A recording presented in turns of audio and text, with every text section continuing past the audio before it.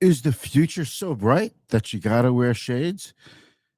I hope so, but actually what it is that these are prescription sunglasses, and I left my regular sunglasses in the car, and I just have not had time to run down the elevator or the, stairs, run through the parking lot. I'm in a suburban office complex, and I just don't have time you know, to get my regular glasses. Ain't nobody got time for that. We've got a good show here today. We're gonna check to see if there's a crack in the economy. It's what everybody wanted. We finally have it. The labor market showed just a little bit of weakness, just a little warning, just a little like going from white hot to red hot. And people go, what's going on? Well, we knew that the labor market couldn't stay at this pace forever.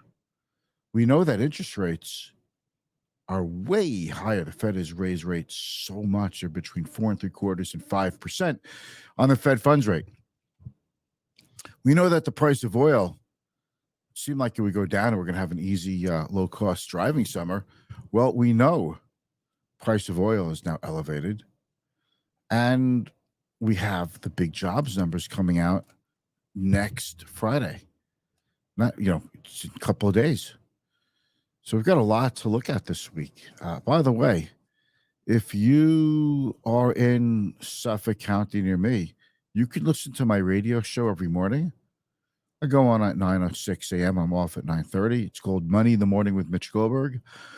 And if you want good, quick, 1 minute tips, really educational, hard hitting, but cool, quick, financial tips from investing to personal finance to borrowing, follow me. Check out my Instagram page. You see the icons right over here at InstaMitchG.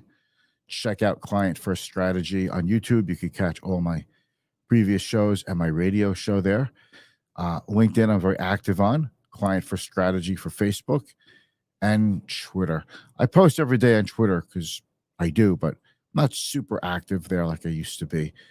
But let's just take a quick look at things. We're going to roll the intro, and then we're going to do a quick show. So we're already moving along. We know what we're going to talk about. Let's get into it. Here we go.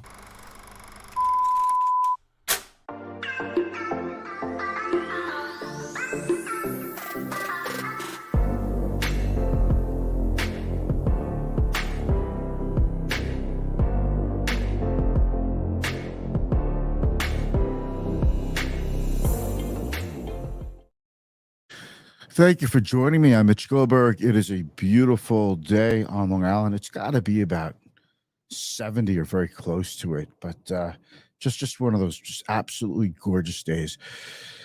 We need to talk about a couple of things, give you an idea of what happened today. The idea is not to get you to buy or sell. This is not about that. This is not about getting you to make a move, to trade something, to sell something, replace with something else. This is not about that. This is like the opposite.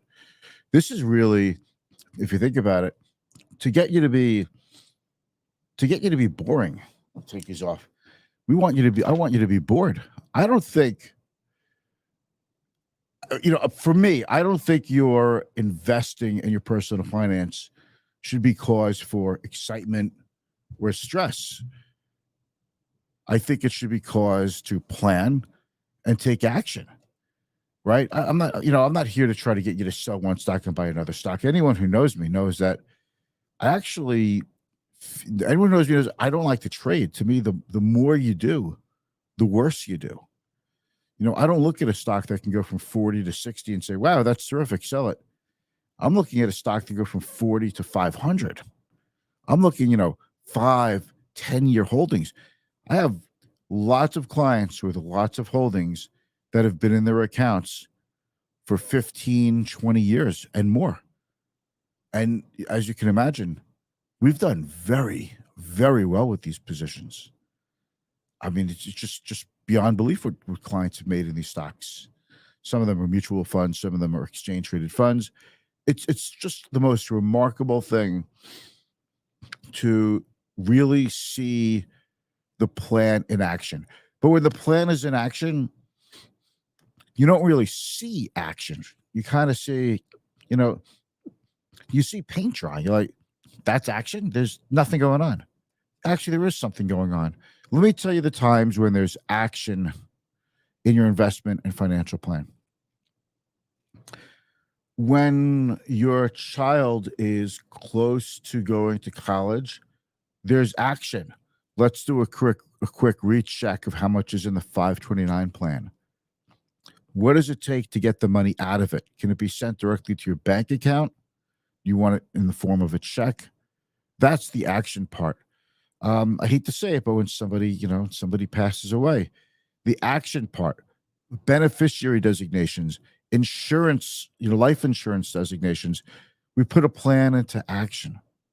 What does the estate plan say? What does the will say? Your accounts were already moved into trust accounts, for example. They're titled in trusts. That is action. You have a goal coming up. Time to move some of the money for that goal into more stable investments, maybe out of stocks and into, cash equivalents like money markets, short-term CDs and T-bills, for example. That's the action I'm talking about. I'm not talking about, buy, buy this meme stock because it's going to go to the moon. That's not an action plan. That's just, that's playing. For some of you, it's having fun. For some of you, that was fun, but it's just not fun anymore, because when you're losing all your money, it's not fun. When you're making money like crazy, you start to think this is easy. You start to think you're good at it. I kid you not. There was a young guy, and he started trading individual stocks, pandemic stocks, and coins when we were getting into the pandemic in like March and April of 2020. And he thought he was so good that he actually had the nerve, the unmitigated balls, the effing chutzpah to suggest that I should hire him, pay him, and he will pick the securities, the stocks, everything that clients go into, because we will make so much money for our clients that we'll make a ton of money. The arrogance for this guy to suggest it to me. Now, he doesn't trade anymore, and he's just been knocked out of the box. And he's one of those bitter people that says, it's all rigged. The market's all rigged. It's rigged for the big guys in favor of it. It's whatever excuse. It's not. Now, I know there are some people that can do things that we can't, like Citadel, which is a hedge fund, that could do payment for order flow. I realize that there are hedge funds that could do things like leverage and hire certain people to trade who are supposedly very talented, because we can't do these things. I realize you and I could go into Home Depot and check out to see if the Black & Decker tools are selling well, but we can't hire somebody in every city and cover all 3,000 stores to check out how Black & Decker is selling, right? So we can't do that. So there's certain things that we're limited to.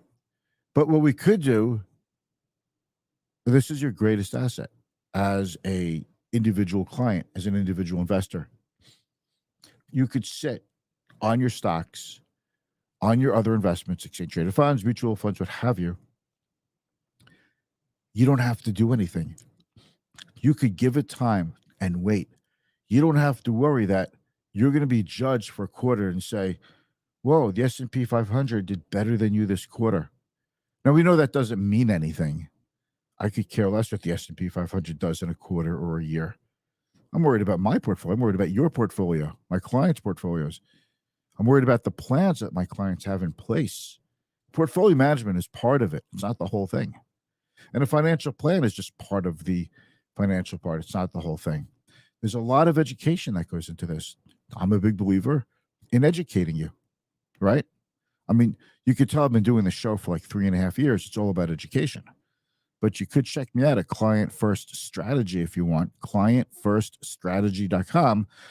If you want to check me out, check out the firm, see our philosophy, and maybe, schedule a one-on-one. We'll talk a little bit. We'll see if we're a good fit, or maybe you just have one or two questions and I send you on your merry way. That'd be cool. I'm open to it. All right. I don't bite, and I'm not asking you for a commitment. Just, you're welcome to call. By the way, while you're watching this, if you give it a thumbs up, a heart, whatever, a wow reaction, depending on which social media platform you're watching on. It's always great to see who's out there, and it's always a pleasure to hear from you. If you have any questions, ask in the comments. And words of wisdom, words of encouragement, or just a hello in the comments. It's always appreciated too. It helps the algorithm. It helps get the show around. It helps your contacts see the show as well, and hopefully they'll benefit from this like you do. Right? That's the point. We all go together. We grow together, and it's all good. So we have a couple of things. So that's one of the big things, okay, is to talk about. Shouldn't be exciting. It should be boring. You just want to see what I'm looking at here. All right, so cracks in the economy. Let's just take a look at the big headline of the day. Let me get rid of the social media icons. Pop myself up in the corner. Not going to look at that yet. Okay. Job openings tumbled below 10 million in February for the first time in nearly 2 years. Okay. So this is the JOLTS, job opening and labor turnover numbers. And we've had so many jobs, way more jobs available than we do have available workers. I was never a believer in judging the health of the labor market by job openings, because that disappears very quickly. Sometimes just you throw up a job post, you leave it there forever. Maybe it'll get filled, maybe it won't. You just stop paying attention to it when you have all of your employees. And you always keep it up, because in case you lose an employee, you always have that up there, and you can always pick from someone maybe who responded to it. But it doesn't really mean a whole hell of a lot. The job market is still very strong. Thursday morning, we get the non-farm payroll. We get the first-time unemployment claims. We'll see what that looks like. If it goes over 200,000, I'm not talking like 205. If it's like 220,000 or more, it'll help confirm the numbers today in the job openings number. Again, we're still close to 10 million open jobs, by the way. This is not like a dire straits. We just went from white hot to red hot, okay? But Friday is the big labor market. Even though it is Good Friday holiday, the economic statistics are still being released by the Labor Department for it's like this every year for the non-farm payrolls. That gives you the unemployment rate, how many jobs are gained or lost in the economy. But we want this to be a little bit weaker. That's what the Fed is trying to engineer. They're trying to lower the stock. They're trying to lower employment a little bit. And if they could do that, then the Fed could finally hold off on raising rates and maybe eventually get to cutting rates. We'll have to see what everybody's threshold for pain is. And although I'm not rooting for bad things, and I certainly am not rooting for people to lose their jobs, I do know that the labor market is so strong, it's highly inflationary, and it's probably not sustainable. So it'll weaken a little bit, but with still enough job openings that people who want a job could still find a job. But we'll see what that looks like on Friday. And that sets the stage for the next Fed meeting, which is in May, to see if the Fed's going to raise rates or leave rates alone. I don't think they cut rates. Maybe they'll just do one more quarter point. That's the expectation, is that the Fed raises rates a quarter point more, and then it just stays at its level for a long time. You can define a long term. I'll define it a year to year and a half, absolute tops, maybe probably shorter than that. Okay. Let's take a look at the overall action in the day. I have to put on my glasses because I can't really see this, but so the Dow is down 200, finally gave a little bit back, but it's been up so much the last few weeks. This is not really that big of a deal, but energy stocks that have been ripping and industrial stocks that have been ripping gave some back. You saw energy, OPEC cut oil production, or said they're going to cut oil production by about a little bit over 1 million barrels per day on Sunday night. Energy stocks roared yesterday, and they gave it back today. NASDAQ down 63 points, down 0.5%. S&P 500 down 24 points, down 0.58. So you see the indexes are very clustered. They're all down about 0.52, 0.58. They're all down a little bit over 0.5%. By the way, you can't invest directly into an index, but you can invest into a security that tracks or mimics an index. Gold continuing its winning ways. It broke 2,000, and now gold is all of a sudden talk of the town. Oil was up 51 cents today after being up about 6% yesterday. But the 10-year bond is down to 3.33%. I said this a couple of days ago. I said you're going to see the mortgage rate dip into the 5% range again pretty quickly. I wouldn't be surprised if we see mortgage rates below 6 in a week, maybe less. VIX, that'll be really good for the home selling season. The VIX at 19, it was up a drop after being down a little bit, but still at 19. The VIX, the volatility index known as the fear gauge, is still pretty low. I would say 20 is the line in the sand. We start to get much above 20. That fear is creeping into the market. We stay at this level. We find that there's a good comfort level. All right. So let's take a look at losers of the day. Okay. Valero Energy, Marathon, oil stocks gave it back. And if we look at oil stocks, here's some that I follow. Schlumberger down, Murphy Oil down, Marathon down, Conoco down, Hess down, EOG down, Kinder Morgan down, ExxonMobil down, the Alerian MLP down, Occidental down, Chevron down. So you see what I mean? It's been a tough day for the energy sector, but don't get me wrong. Industrials were down also. So let's take a look at the sector ETFs. I used to look at this. I used to show you this every day, but winners today were utilities, communications, real estate, healthcare. Everything else is down, including technology, financials, materials, energy, and industrials, the worst part of the day, which have typically been a pretty strong part of the day. All right. So that's where we are. If I had to put a summary on today, a little give back, a little pacing, quiet trading. It's a shortened week. A lot of people away on spring break.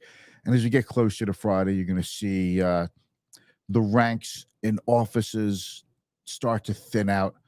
And by tomorrow, you're going to see a lot of people off. Plus, tomorrow night's the first night of Passover, and myself and a lot of people are going to be leaving early for that.